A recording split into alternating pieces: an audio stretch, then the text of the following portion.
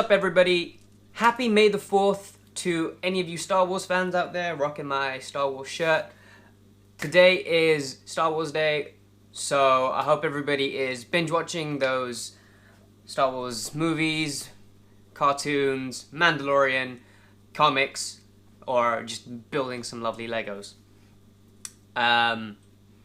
So today's focus is on how I set up the 200 litre tank downstairs. So we're just going to be talking to you about the best ways to set up a tank so you don't have to wait for the cycle period, so you don't have to wait as long for the cycle period to start, and you can pretty much get your tank, set it up, and more or less put a couple of fish in within the first day or two.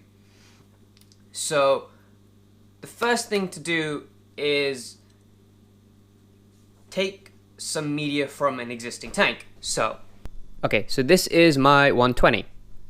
This tank has been cycled since the beginning of the year, and in the tank we have a whole bunch of mothballs.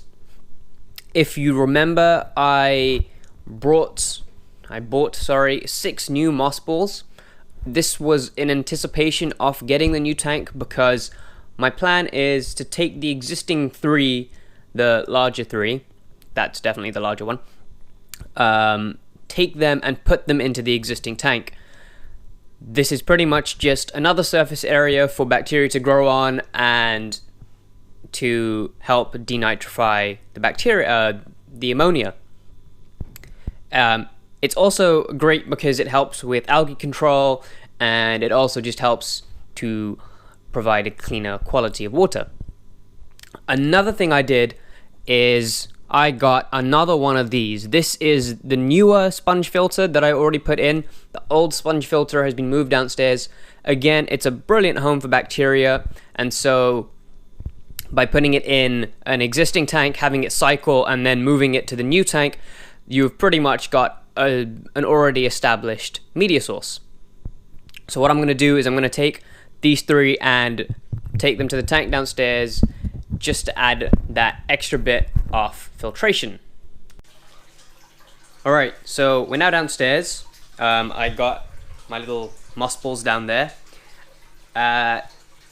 So I added in the Silver Arowana yesterday and I did my episode on the Monsterfish series about them. This morning I decided to add in the Albino Gourami because these two kind of stay on the surface and this guy will pretty much swim about the whole tank. I'm going to do a separate video on the giant albino gourami because I think he just deserves his own video. But like I said, this is the old sponge filter from the tank upstairs, so it's already been cycled.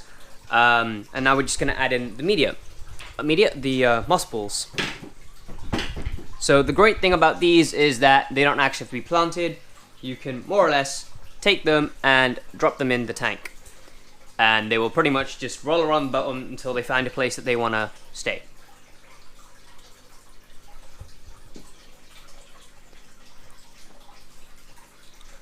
And 3, there we go.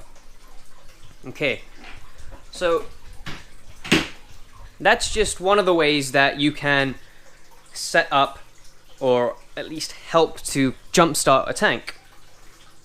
Another thing, if you guys remember, is I set up a canister filter and hooked it up to the pool pond. I will put a link to that in the description, but here is that filter.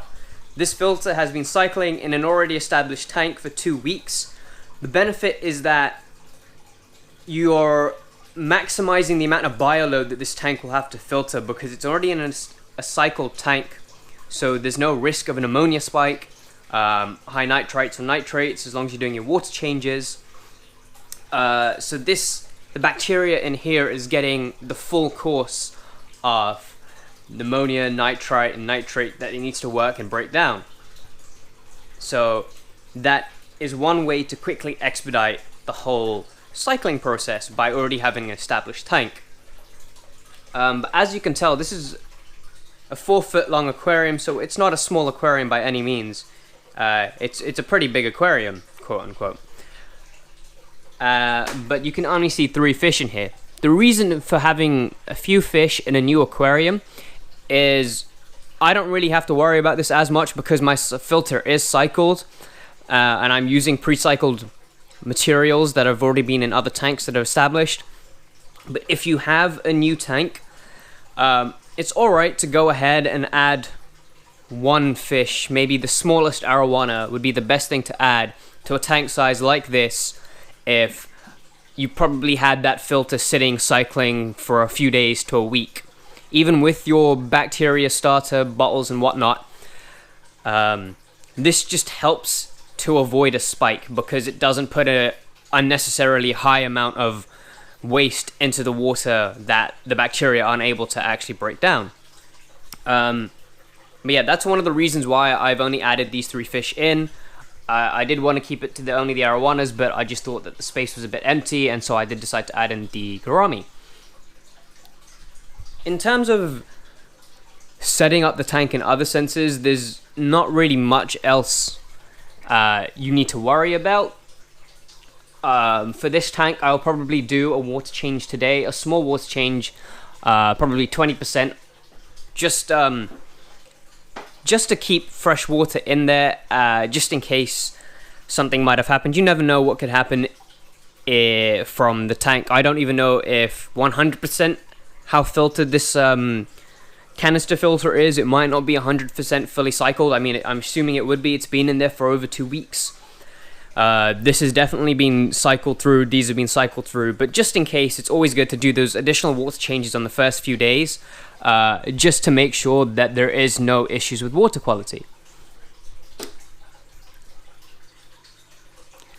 But anyways, I hope you guys enjoyed today's video. It was fairly short. I just wanted to show you because I didn't do the whole setting up the tank, so I just thought that maybe you guys would like to know how I've set it up so fast, what I did, the few tips and tricks to do. But yeah, this albino gourami is huge. Anyways, he's gonna get his own video before I start gushing all about it. So I'll catch you guys in the next video. Take care, enjoy today. It's one of those few days where you can really enjoy it. Hashtag Star Wars.